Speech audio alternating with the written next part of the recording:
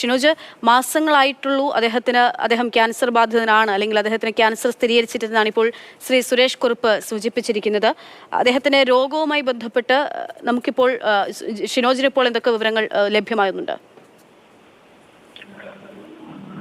പക്ഷേ കഴിഞ്ഞ കുറച്ച് നാളുകളായത്, പ്രത്യേകിച്ച് 2025 ഈ പാർട്ടി സമ്മേളനമൊക്കെ കഴിഞ്ഞതിന് ശേഷമാണ് അദ്ദേഹം ചികിത്സയ്ക്ക് വേണ്ടി പോകുന്നത്. ചെന്നൈ അപ്പോളോ ആശുപത്രിയിലായിരുന്നു ചികിത്സ ഉൾപ്പെടെയുള്ള കാര്യങ്ങളൊക്കെ തന്നെ നടന്നിരുന്നത്. അവിടെ ചെന്ന് ശസ്ത്രക്രിയയാണ് ആദ്യം പൂർത്തിയാക്കുന്നത്. ശസ്ത്രക്രിയയൊക്കെ തന്നെ ആദ്യഘട്ടത്തിൽ വലിയ രീതിയിൽ വിജയകരമായിരുന്നു. അതുകൊണ്ട് അതിനുശേഷം ഈ ശസ്ത്രക്രിയ കഴിഞ്ഞ് നാട്ടിലേക്ക് മടങ്ങാനിരിക്കുന്ന സമയത്തായിരുന്നു ഇത്തരത്തിൽ ഹൃദയാഘാതത്തോടുകൂടി ഈ മരണം ഇപ്പോൾ സംഭവിക്കുന്നത്.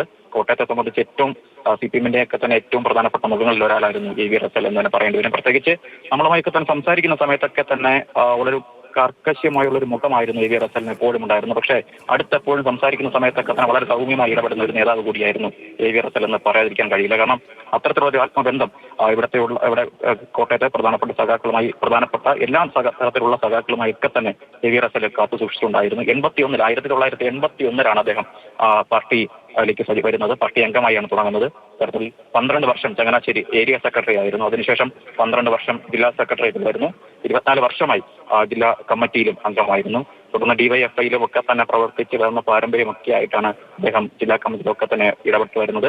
2021 നിയമസഭാ തെരഞ്ഞെടുപ്പിൽ VN വാസവൻ ഏറ്റുമാനൂർ മത്സരിക്കാനായി പോകുന്ന സമയത്ത് താൽക്കാലികമായുള്ള പാർട്ടി സെക്രട്ടറിയുടെ ചുമതല റസലിന് നൽകുന്നു. അതിനുശേഷം 2022 പാർട്ടി സമ്മേളനത്തിൽ AV റസൽ ജില്ലാ പാർട്ടിയെ കോട്ടയത്തെ CPM നയിക്കുന്നതിന് വേണ്ടി വരികയായിരുന്നു. ആ സമയത്ത് ഒരുപാട് പേരുകളൊക്കെ തന്നെ മുൻപിലുണ്ടായിരുന്നു. ആ പേരുകളിൽ നിന്നാണ് AV റസൽ എന്ന പേരിലേക്ക് പാർട്ടി എത്തുന്നത്. പക്ഷേ 2025 വരുമ്പോൾ ആ 3 വർഷം കൊണ്ട് കോട്ടയത്തെ CPM-ന്റെ ഏറ്റവും പ്രധാനപ്പെട്ട മുഖമായി AV റസൽ മാറി എന്നതാണ് ഏറ്റവും പ്രധാനപ്പെട്ട കാര്യം. 25 പാർട്ടി സമ്മേളനത്തിലേക്ക് വരുന്ന സമയത്ത് AV റസൽ അല്ലാതെ മറ്റൊരു പേര് പാർട്ടിയുടെ മുന്നിൽ ഇല്ലായിരുന്നു. കാരണം അത്തരത്തിലുള്ള ഒരു മികച്ച സംഘടന രീതിയായിരുന്നു AV റസൽ കഴിഞ്ഞ 3 വർഷമായി കോട്ടയത്ത് നടത്തിയത്. അതുകൊണ്ട് തന്നെ 2025 ഈ പാർട്ടി സമ്മേളന കാലത്തൊക്കെ തന്നെ വളരെ മികച്ച രീതിയിൽ AV റസൽ അല്ലാതെ മറ്റൊരു പേര് പാർട്ടിക്ക് മുൻപിലില്ലായിരുന്നു. അത്തരത്തിലുള്ള ഒരു പ്രധാനപ്പെട്ട നേതാവിനെയാണ് ഇപ്പോൾ കോട്ടയത്തെ CPM-നല്ല കേരളത്തിലെ ആകമാനമുള്ള കമ്മ്യൂണിസ്റ്റ് പ്രവർത്തകർക്ക് ഇപ്പോൾ നഷ്ടമായിരിക്കും. എന്തായാലും വൈകിട്ട് അല്പസമയം മുൻപാണ് അദ്ദേഹത്തിന്റെ മരണം ഇപ്പോൾ സ്ഥിരീകരിച്ചിരിക്കുന്നത്. പ്രധാനപ്പെട്ട കോട്ടയമായി അദ്ദേഹത്തിനൊപ്പം ചേർന്ന് നിൽക്കുന്ന പ്രധാനപ്പെട്ട നേതാക്കളെല്ലാം തന്നെ ചെന്നൈ അപ്പോളോ ആശുപത്രിയിലേക്ക് ഇപ്പോൾ യാത്രയിലാണ്. അല്പസമയത്തിനുള്ളിൽ തന്നെ പക്ഷേ 1-2 മണിക്കൂറുകൾക്കുള്ളിൽ തന്നെ അദ്ദേഹം ഇവിടെ നിന്ന് പോയിട്ടുള്ള സഖാക്കളൊക്കെ തന്നെ അവിടെ എത്തും.